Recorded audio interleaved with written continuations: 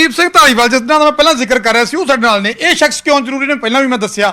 ਉਸ ਵੇਲੇ ETO association ਦੇ ਪ੍ਰਧਾਨ ਸੀ ਔਰ ਭੂਪਜੀਤ ਜਿਹੜੇ ਗੁਰਸ਼ੇਰ ਦੇ ਫਾਦਰ ਨੇ ਉਹਨਾਂ ਦੇ ਨਾਲ ਸੀ। ਈਟੀਓ ਇਕੱਠੇ ਸੀ ਔਰ ਇਹ ਪ੍ਰਧਾਨ ਸੀ। ਉਹ ਕੇਸ ਅਪਲਾਈ ਕਿਵੇਂ ਹੋਇਆ ਸੀ ਨੌਕਰੀ ਦਾ? ਉਸ ਵੇਲੇ ਅਪਲਾਈ ਹੋਇਆ ਸੀ, ਬਾਅਦ 'ਚ ਅਪਲਾਈ ਹੋਇਆ, ਪੂਰਾ ਵਿਵਾਦ, ਔਰ ਉਹਦੇ 'ਚ ਕਮੀ ਕੀ ਸੀ ਕਿ ਉਹ ਨੌਕਰੀ ਇੰਨੀ ਦੇਰ ਲਟਕਦੀ ਰਹੀ? ਇਹ 2011 ਚ ਸਰ ਭੂਪਜੀਤ ਸਿੰਘ ਉਹਨਾਂ ਦੀ ਡੈਥ ਹੁੰਦੀ ਹੈ ਜੀ, 9ਵੇਂ ਮਹੀਨੇ 'ਚ। ਉਸ ਤੋਂ ਬਾਅਦ ਪਰਿਵਾਰ ਇੰਨੇ ਸਦਮੇ 'ਚ ਸੀਗਾ। ਅਸੀਂ, ਮੈਂ ਤੇ ਸਰ KVS ਸਿੱਧੂ ਸਾਡੇ ਡਿਪਟੀ ਡਾਇਰੈਕਟਰ ਸੀਗੇ, ਅਸੀਂ ਵਾਰ-ਵਾਰ ਇਹਨਾਂ ਦੇ ਘਰ ਜਾਂਦੇ ਰਹੇ ਤੇ ਬੱਚੇ ਗੱਲ ਕਰਨ ਨੂੰ ਤਿਆਰ ਨਹੀਂ ਸੀ। ਇੰਨੇ ਮਤਲਬ ਇਸ ਤਰ੍ਹਾਂ ਦਾ ਮਾਹੌਲ 'ਚ ਉਹਨਾਂ ਦੀ ਡੈਥ ਹੋਈ ਸੀਗੀ। 2002 ਚ ਜਦੋਂ ਉਹ ਰਵੀ ਸਿੱਧੂ ਨੂੰ ਦੀ ਆਪਣੇ ਕਰਪਸ਼ਨ ਦਾ ਪਰਦਾਫਾਸ਼ ਕਰਦੇ ਨੇ ਤਾਂ ਰਵੀ ਸਿੱਧੂ ਦੇ ਭਰੀਪਾ ਤੁਹਾਨੂੰ ਪਤਾ ਲੋਕਰਾਂ 'ਚੋਂ ਪੈਸੇ ਕਿੰਨੇ ਬੰਦਿਆਂ ਦੇ ਲੋਕਰਾਂ 'ਚੋਂ ਪੈਸੇ ਨਿਕਲੇ ਸੀ। ਤੁਸੀਂ ਉਸ ਵੇਲੇ ਵੀ ਨਾਲ ਸੀ? ਬਿਲਕੁਲ, ਮੈਂ ਉਦੋਂ 2002 ਚ ਅਸੀਂ ਇੰਸਪੈਕਟਰ ਹੁੰਦੇ ਸੀ ਸਾਰੇ, ਇਹ ਚੰਡੀਗੜ੍ਹ ਪੋਸਟਡ ਸੀਗੇ ਤੇ ਉਹ ਰਵੀ ਸਿੱਧੂ ਇਹਨਾਂ ਤੋਂ ਉਸ ਤਰ੍ਹਾਂ ਦੀ ਕੋਈ ਡਿਮਾਂਡ ਕਰ ਰਿਹਾ ਸੀ ਜਦੋਂ ਕਿ ਉਦੋਂ ਵੀ ਇਹ ਡਿਜ਼ਰਵਿੰਗ ਸੀਗੇ ਤੇ ਇਹਨਾਂ ਦਾ PCS ਨੋਮੀਨੇਸ਼ਨ ਲਈ ਡਿਪਾਰਟਮੈਂਟਾਂ 'ਚੋਂ 9 ਜਾਂਦਾ ਹੁੰਦਾ ਸੀ ਜਿਨ੍ਹਾਂ ਦਾ ਰਿਕਾਰਡ ਆਊਟਸਟੈਂਡਿੰਗ ਰਿਪੋਰਟਾਂ ਹੁੰਦੀਆਂ ਸੀ। ਤੇ ਭੂਪਜੀਤ ਸਿੰਘ ਸਾਡਾ ਡੈਕੋਰੇਟਡ ਅਫਸਰ ਸੀਗਾ ਸਾਡੇ ਡਿਪਾਰਟਮੈਂਟ ਦਾ ਤੇ ਉਦੋਂ ਵੀ ਇਹਨਾਂ ਦਾ ਨਾਂ ਜਾਂਦਾ ਰਿਹਾ। ਉਹ ਬਾਰ-ਬਾਰ ਉਹ ਪੈਸੇ ਲੈਣ ਵਾਸਤੇ ਹੀ ਕਰ ਰਿਹਾ ਸੀਗਾ ਸਾਰਾ ਕੁਝ ਤੇ ਉਹ ਚਲੋ ਫੜਿਆ ਗਿਆ।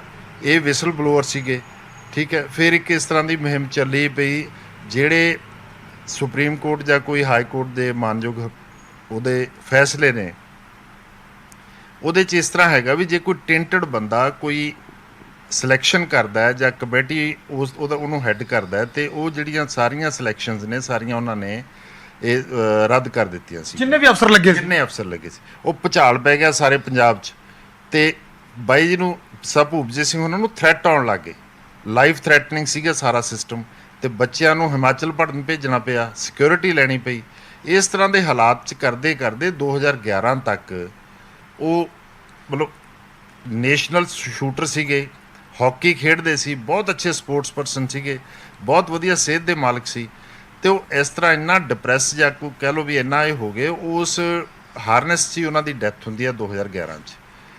ਤੇ ਉਸ ਤੋਂ ਬਾਅਦ ਦੋ ਮਹੀਨੇ ਬਾਅਦ ਅਸੀਂ, ਮੈਂ KVS ਸਿੱਧੂ, ਅਸੀਂ ਸਾਰਿਆਂ ਨੇ ਮਿਲ ਕੇ ETC ਸਾਹਿਬ ਨੂੰ ਰਿਕੁਐਸਟ ਕੀਤੀ, FCR ਨੂੰ ਰਿਕੁਐਸਟ ਕੀਤੀ, FCT ਨੂੰ ਰਿਕੁਐਸਟ ਕੀਤੀ ਤੇ ਉਹ ਕਿਉਂਕਿ ਉਹਨਾਂ ਨੂੰ ਵੀ ਪਤਾ ਸੀਗਾ ਭੂਪਜੀਤ ਸਿੰਘ ਬਹੁਤ ਹੀ ਕਾਬਲ ਅਫਸਰ ਸੀਗੇ ਸਾਡੇ ਡਿਪਾਰਟਮੈਂਟ ਦੇ। ਉਦੋਂ ਉਹ ਮੰਡੀ ਗੋਬਿੰਦਗੜ੍ਹ ਲੱਗੇ ਹੋਏ ਸੀ। ਇੱਕ ਛੋਟੇ ਜਿਹੇ ਝਗੜੇ 'ਚ ਉਹਨਾਂ ਦੇ ਸੱਟ ਵੀ ਵੱਜ ਗਈ ਸੀ ਜਦੋਂ ਟੈਕਸ ਕਿਸੇ ਵਾਲੀ ਕੋ ਹੈਗੀ ਮਤਲਬ ਟੈਕਸ ਦੀ ਚੋਰੀ ਫੜਨ ਗਏ ਸੀਗੇ ਤਾਂ ਉਹਨਾਂ ਦੀ ਡੈਥ ਹੋ ਜਾਂਦੀ ਹੈ। ਤੇ ਉਸ ਤੋਂ ਬਾਅਦ ਉਹ ETC ਤੇ FCT ਦੋਨਾਂ ਨੇ ਕਿਹਾ ਹਾਂ ਜੀ ਇਹਨਾਂ ਦੇ ਬੱਚਿਆਂ ਨੂੰ 101% ਐਡਜਸਟ ਕਰਨਾ ਚਾਹੀਦਾ। ਇਹ ਨਾ ਜੀ ਕੰਪੈਸ਼ਨੇਟ ਗਰਾਊਂਡ ਤੇ ਤਰਸ ਜਿਹੜਾ ਹੈਗਾ ਨਾ, ਦੋ ਸ਼ਬਦ ਹੈਗੇ, ਪਤਾ ਨਹੀਂ ਕਿਵੇਂ ਮਤਲਬ ਮੈਨੂੰ ਨਹੀਂ ਸਮਝ ਲੱਗੀ ਹੈ ਕਿਉਂ ਇਹਨਾਂ ਨੂੰ ਕਨਫਿਊਜ਼ ਕਰੀ ਜਾਂਦੇ ਨੇ।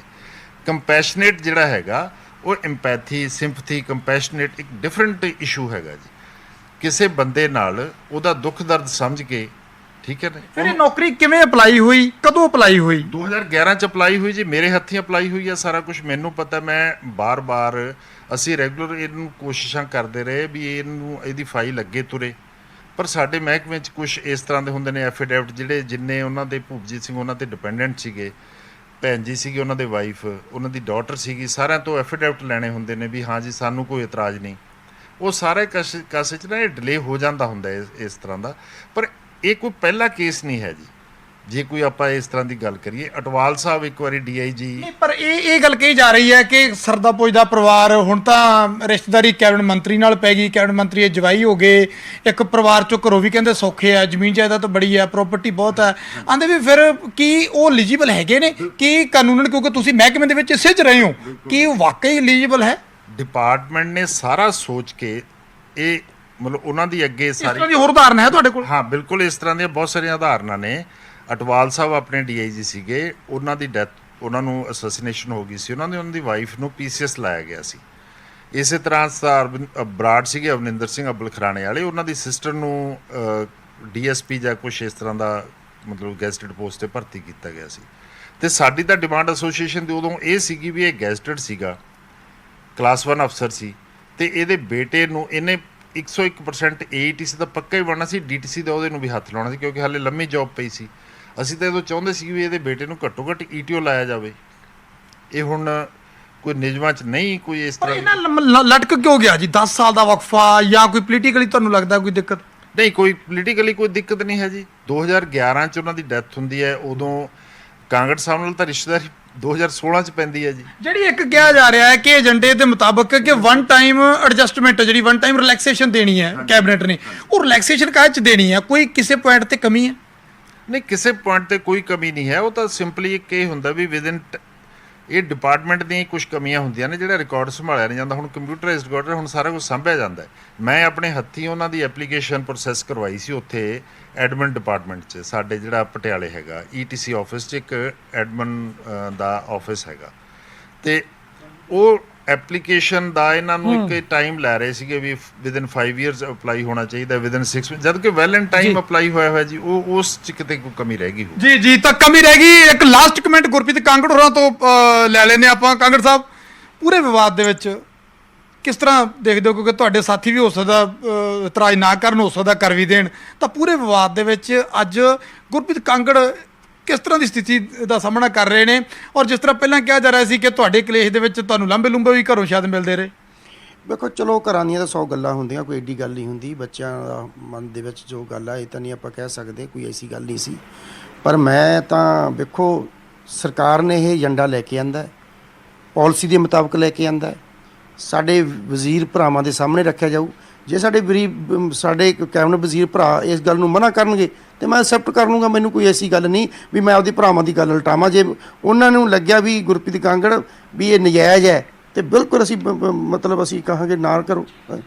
ਇਸ ਕਰਕੇ ਮੈਨੂੰ ਕੋਈ ਇਹਦੇ ਵਿੱਚ ਵੀ ਇਹ ਜਾਇਜ਼ ਹੈ ਤਾਂ ਤੁਸੀਂ ਇਹਨੂੰ ਪਾਸ ਕਰ ਲਓ, ਜੇ ਨਜਾਇਜ਼ ਹੈ ਇਹਨੂੰ ਮਨਾ ਕਰ ਦਿਓ। ਇਹ ਗੱਲ ਬਿਲਕੁਲ ਮੈਂ ਇਸ ਪੱਖੋਂ ਮੈਂਟਲੀ ਪ੍ਰਿਪੇਅਰ ਹਾਂ।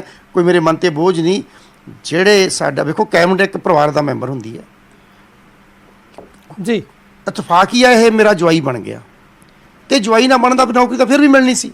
ਤਾਂ ਜੀ ਸ਼ੁਕਰੀਆ। ਤਾਂ ਗੁਰਪ੍ਰੀਤ ਸਿੰਘ ਕਾਂਗੜ ਸਾਫ਼ ਤੌਰ ਤੇ ਕਹਿੰਦੇ ਨੇ ਕਿ ਕਾਨੂੰਨ ਤੇ ਨਿਯਮਾਂ ਦੇ ਤੌਰ ਤੇ ਕਹਿੰਦੇ ਕਿ ਉਹ ਡਿਜ਼ਰਵ ਕਰਦੇ ਨੇ ਗੁਰਸ਼ੇਰ ਸਿੰਘ, ਜਿਹੜੇ ਇਹਨਾਂ ਦੇ ਹੁਣ ਜਵਾਈ ਨੇ, ਕਿਉਂਕਿ ਅਪਲਾਈ 2011 ਤੋਂ ਕੀਤਾ ਹੋਇਆ ਸੀ। ਜਿਨ੍ਹਾਂ ਲੋਕਾਂ ਨੇ ਅਪਲਾਈ ਕਰਾਇਆ ਉਹ ਵੀ ਇਸ ਵੇਲੇ ਸਾਡੇ ਨਾਲ ਨੇ, ਤਾਂ ਕਹਿੰਦੇ ਨੇ ਕੋਈ ਡਿਜ਼ਰਵਿੰਗ ਹੈ, ਪਰ ਫਿਰ ਵੀ ਕੈਬਨਿਟ ਜੋ ਫੈਸਲਾ ਕਰੀ ਕਹਿੰਦੇ ਮੈਨੂੰ ਮਨਜ਼ੂਰ ਹੋਵੇਗਾ। ਪਰ ਨਿਯਮਾਂ ਦੇ ਮੁਤਾਬਕ ਅਗਰ ਉਸ ਨੂੰ ਨੌਕਰੀ ਮਿਲਣੀ ਬਣਦੀ ਹੈ ਤਾਂ ਕਹਿੰਦੇ ਨੇ ਕਿ ਮਿਲਣੀ ਚਾਹੀਦੀ ਹੈ। ਕਈ ਤਰ੍ਹਾਂ ਦੀਆਂ ਉਦਾਹਰਨਾਂ ਦੇਣ ਦੀ ਕੋਸ਼ਿਸ਼ ਕੀਤੀ ਜਾ ਰਹੀ ਹੈ ਮੰਤਰੀ ਸਾਹਿਬ ਜਾਂ ਉਹਨਾਂ ਸਾਥੀ ਵੱਲੋਂ ਕਿ ਕਿਸ ਤਰ੍ਹਾਂ ਇਹ ਕੋਈ ਪਹਿਲਾ ਕੇਸ ਨਹੀਂ ਹੈ, ਪਹਿਲਾਂ ਵੀ ਹੈ। ਕਾਨੂੰਨੀ ਆਧਾਰ ਦੇ ਉੱਪਰ ਕਹਿ ਰਹੇ ਨੇ ਕਿ ਲੀਗਲੀ ਵੀ ਉਹ ਬਣਦੀ ਆ, ਉਹਨੂੰ ਨੌਕਰੀ ਦੇਣੀ। ਤਾਂ ਫਿਲਹਾਲ ਦੇ ਲਈ ਨਪਿੰਦਰ ਬਹੁਤ ਬਹੁਤ ਧੰਨਵਾਦ। ਤਾਂ ਗੁਰਪ੍ਰੀਤ ਕਾਂਗੜ ਨੇ ਮੰਨੀ ਗੱਲ ਕਿ ਉਹਨਾਂ ਨਾਲ ਰਿਸ਼ਤੇਦਾਰੀ ਜੁੜੀ, ਉਹਨਾਂ ਜਵਾਈ ਦੇ ਨਾਲ 2016 ਦੇ ਵਿੱਚ ਜੁੜੀ ਆ, ਪਰ ਇਹ ਡੈਥ ਕੇਸ 2011 ਦਾ, ਤਾਂ ਕਾਨੂੰਨੀ ਤੌਰ ਦੇ ਉੱਪਰ ਵੀ ਜਿਹੜੀ ਨੌਕਰੀ